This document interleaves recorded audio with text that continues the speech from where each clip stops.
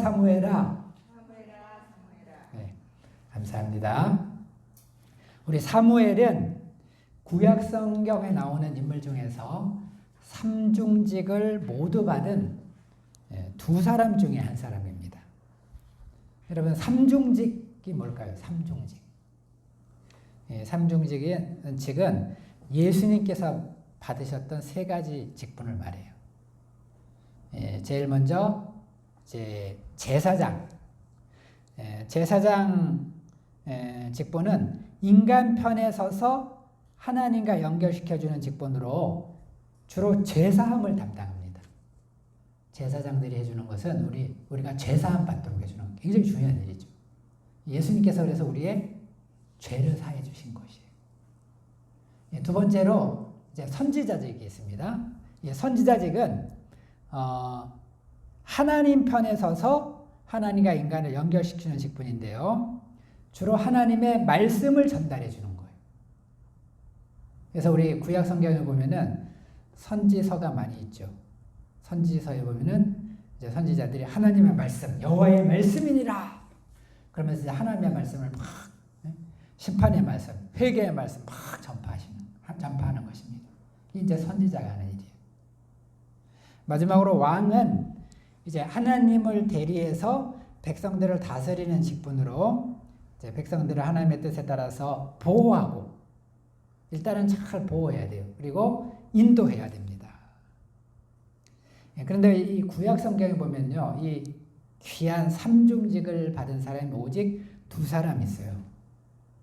누굴까요? 모세와 사무엘이. 모세와 사무엘.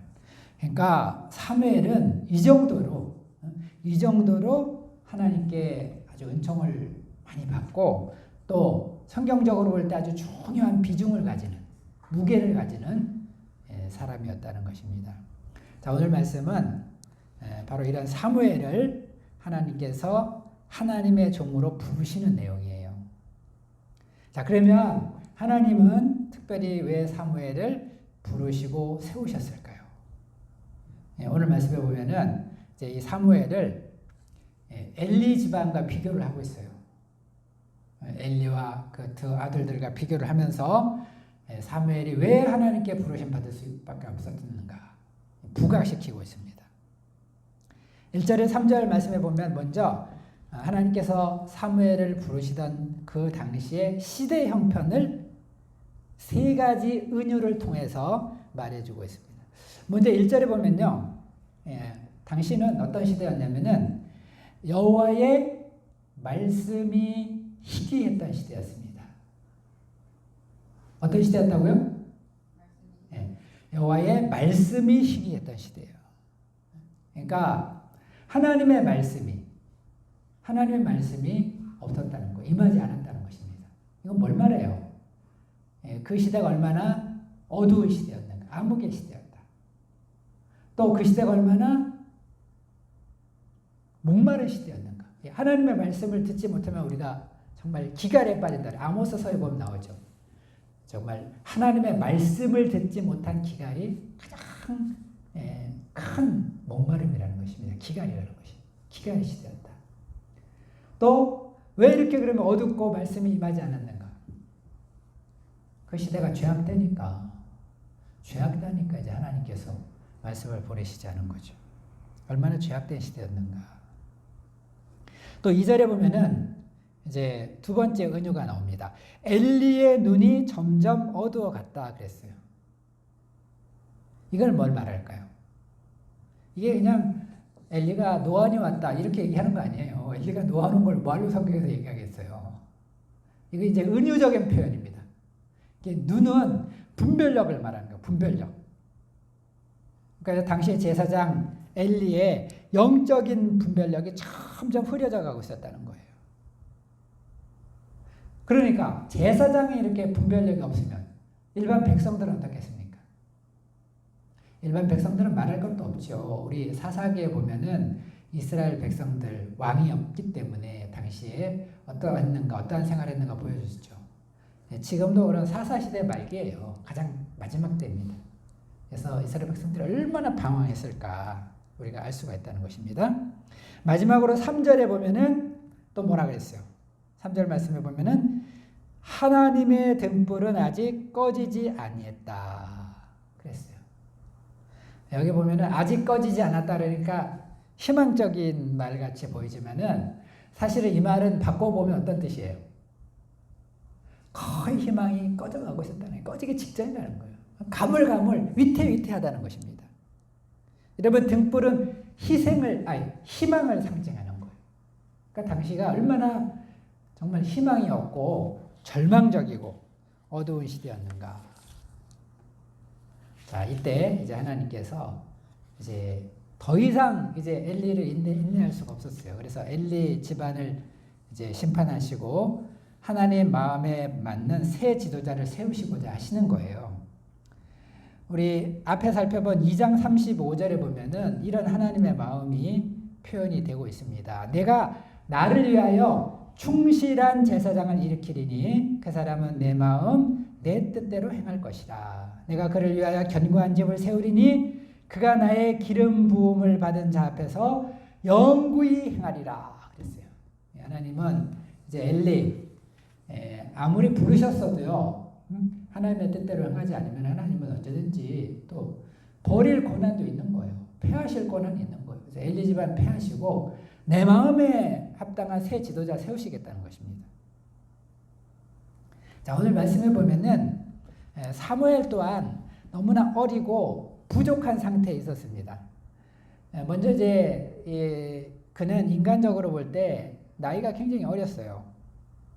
학자들은 이때 사무엘이 나이가 얼마쯤 되었을까 추측하기를 이제 12살 정도 된 것으로 보고 있습니다. 12살. 그러니까 우리로 말하면은 초등학교 한 5학년, 6학년 그 정도 때였습니다. 그러니까 아직 어리죠, 굉장히. 또 영적으로도 보면은 굉장히 부족한 상태였습니다. 7절에 보면은 그가 아직 여호와를 알지 못했고 하나님 여호와의 말씀도 그에게 나타난 적이 없었다 그랬어요.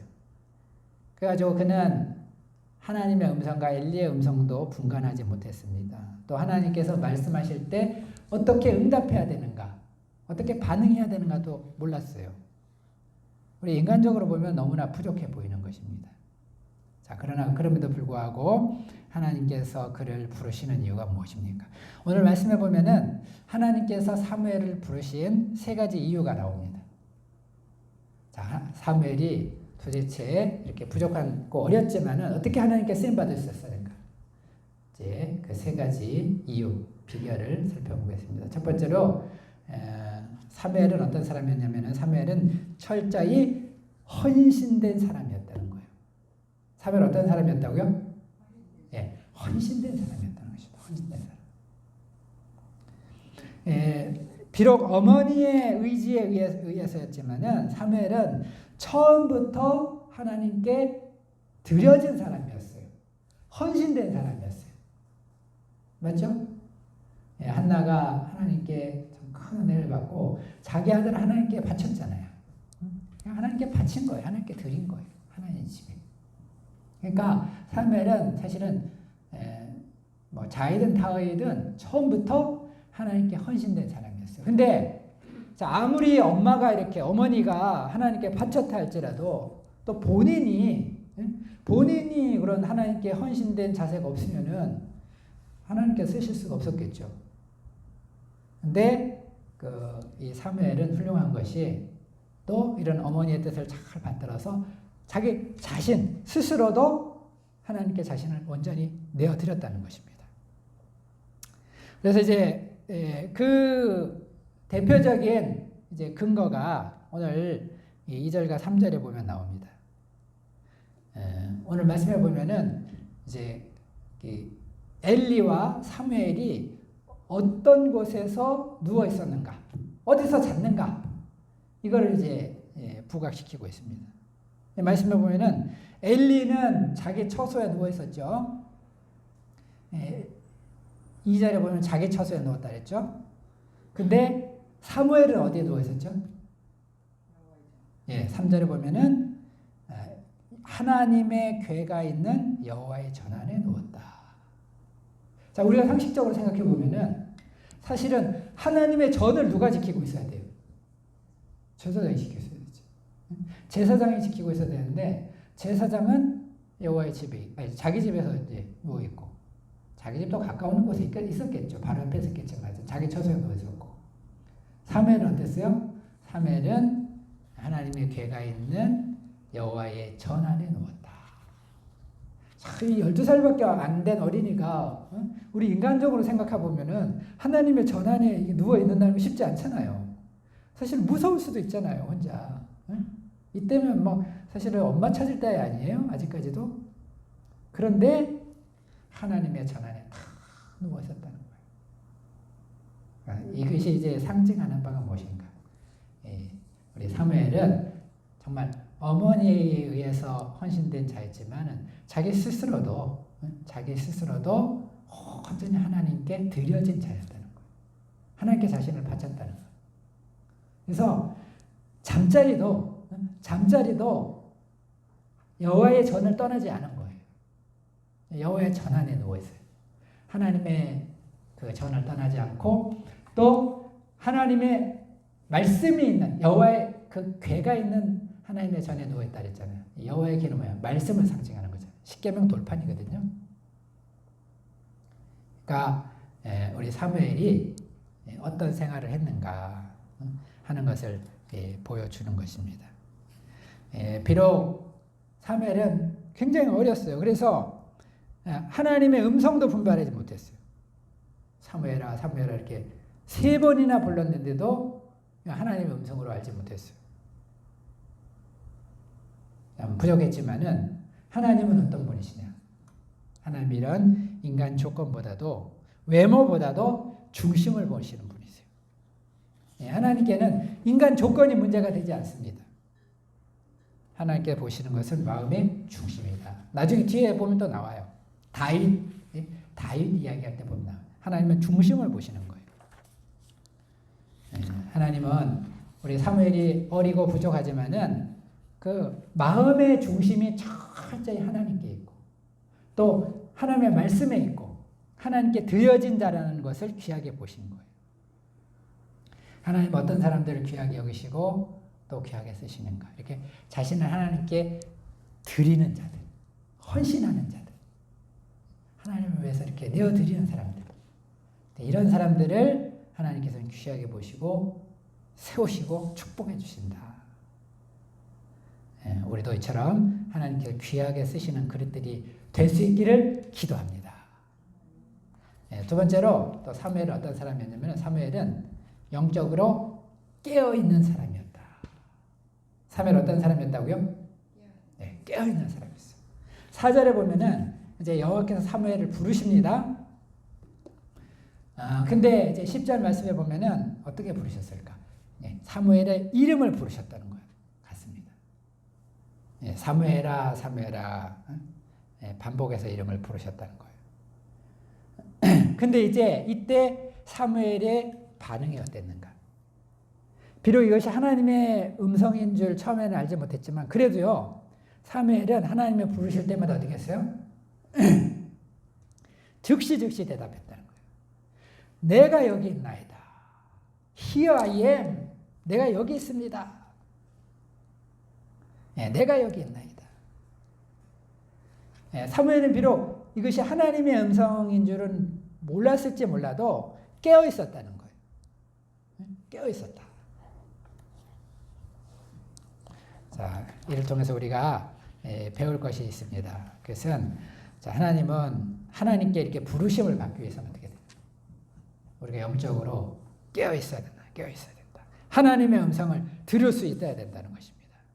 여러분, 영적으로 잠든 사람들은 누가 깨워도 들을 수 있어요, 없어요?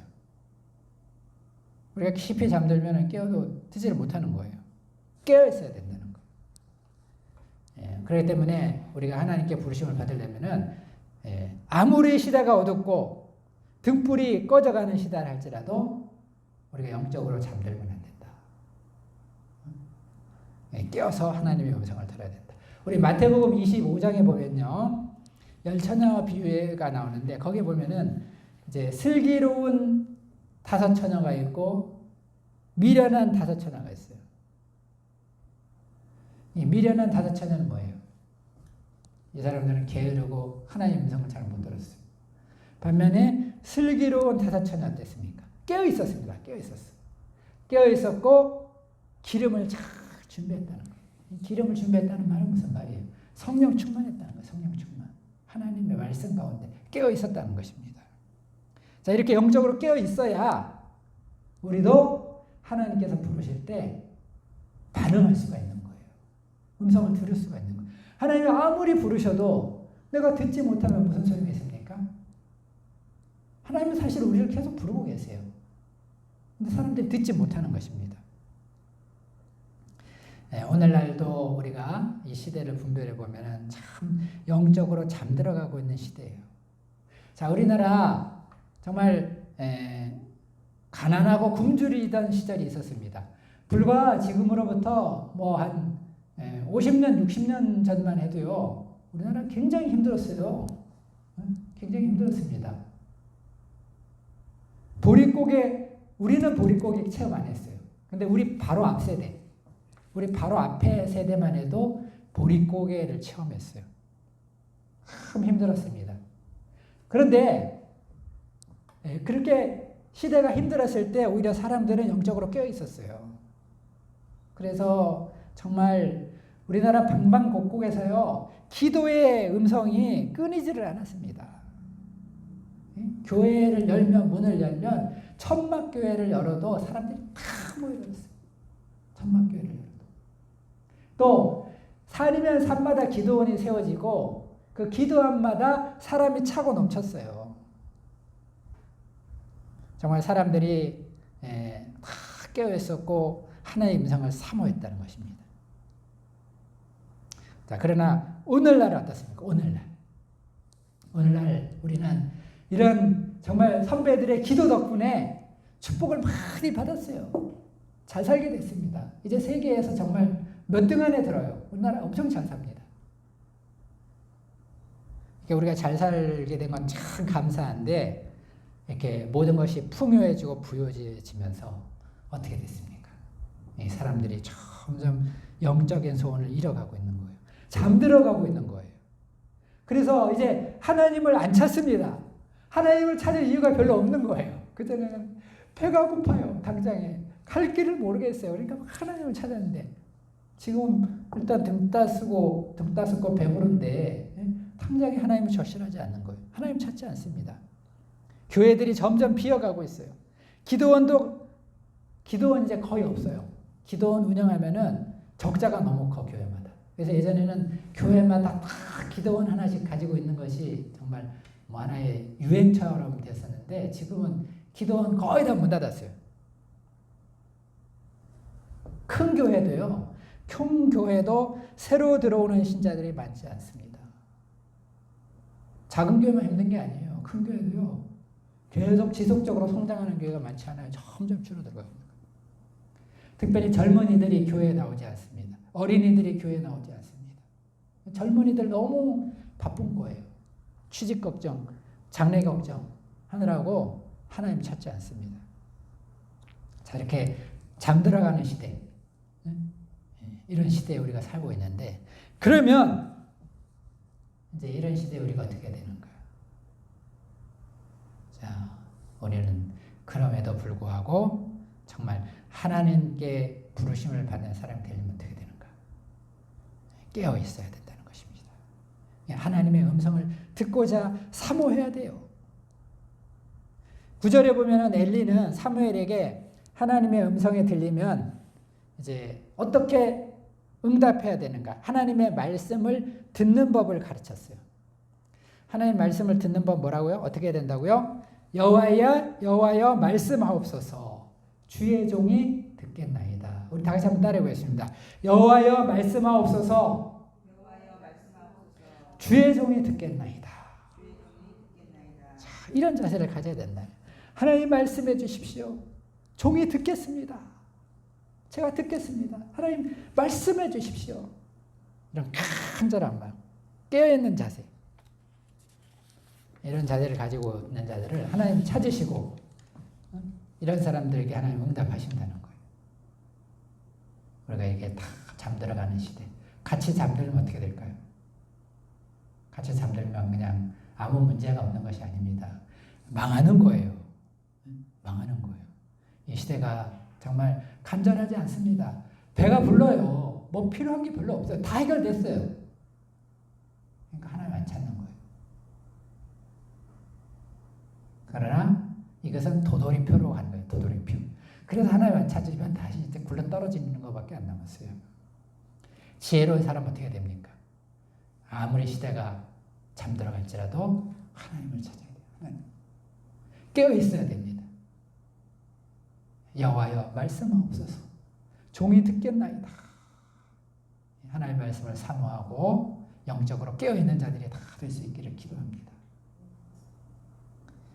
세 번째로 우리 또 사무엘은 어떤 사람이었습니까? 사무엘은 순종의 사람이었습니다. 사무엘은 어떤 사람이었다고요?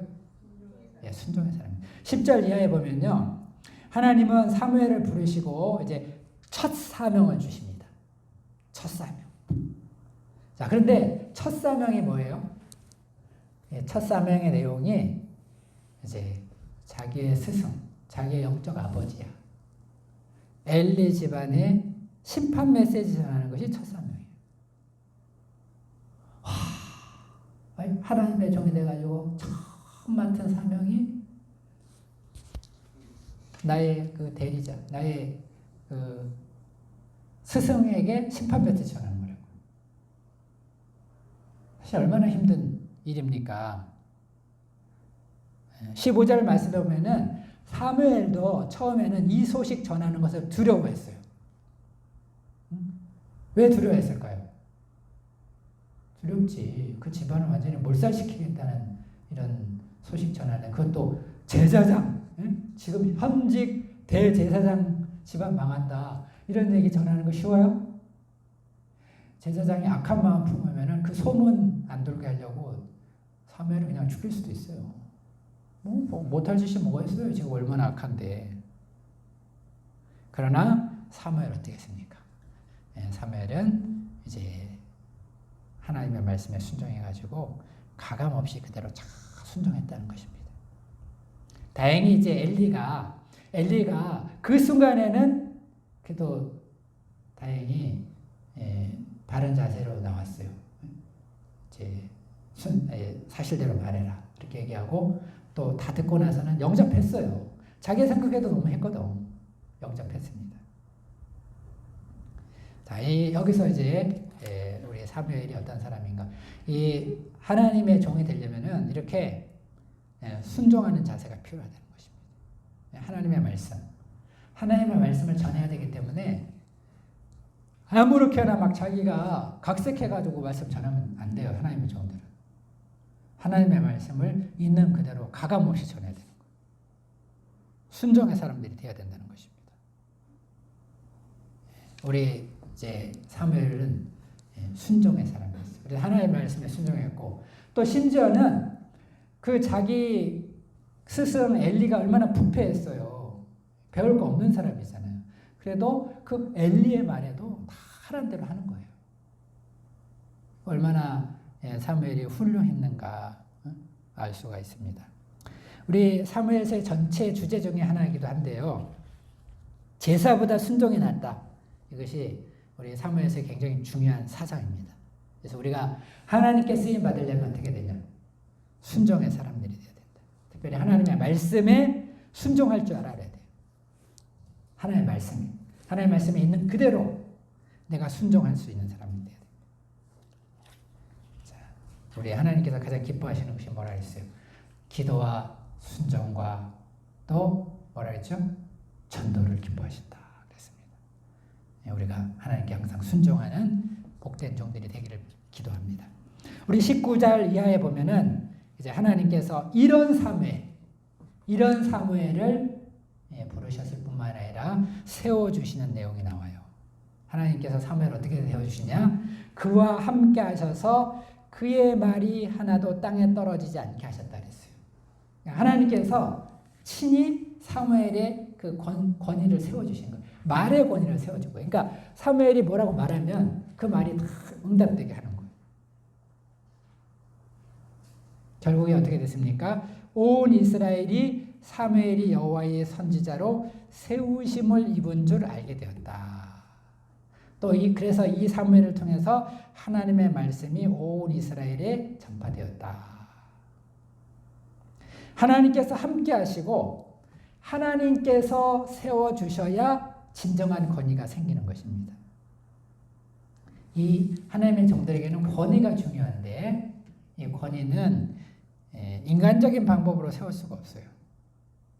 오직 하나님께서 함께 하셔야 돼요. 하나님이 함께 하시면 아무리 부족한 사람이라도 이제 권위가 서는 것입니다. 그래서 하나님과 동행하고 이제 하나님께서 인정하시는 자다. 이것이 나타나야 되는 것입니다. 우리도 정말 하나님이 함께 하시는, 그래서 우리가 하나님과 동행하는 것이 제일 중요해요. 우리가 능력 있는 크리스찬들, 하나님의 종들, 우리도 다 제사장들인데 우리가 사람들에게 전도할 때 그 전도가 힘이 있으려면 어떻게 되냐면은 이 사람은 하나님이 함께 하신다. 이게 나타나야 되는 거예요. 우리가 그래 하나님이 함께 하시려면 어떻게 되냐? 우리가 먼저 하나님과 동행하고 하나님께 인정을 받아야 되는 것입니다. 우리가 하나님이 함께 하시는 종들이 되어서 하나님의 사람들로 쓰임 받을 수 있기를 기도합니다. 우리 결론적으로 사무엘이 하나님께 부름받고 세우심을 받았던 데에는 세 가지 이유가 있었습니다. 헌신된 자였고 깨어있는 자였고 순종의 사람이었다. 우리도 하나님께 쓰임 받는 것은 다른 인간 조건이 중요한 것이 아닙니다. 우리가 하나님께 헌신된 자가 됩니다. 우리 자신을 온전히 하나님께 내어드려야 돼요. 우리의 마음 중심을, 우리 자신을 내어드려야 돼요. 우리를 비워야 돼요. 또 하나님께 순종하고 또 깨어있는 자들 되어서 하나님께서 귀하게 쓰임받는 사무엘처럼 위대한 종으로 쓰임받는 복된 우리가 될 수 있기를 기도합니다. 다 같이 기도하겠습니다. 하나님 아버지 감사합니다. 부족한 저희들 정말 하나님께서 불러주시고 또 하나님의 사람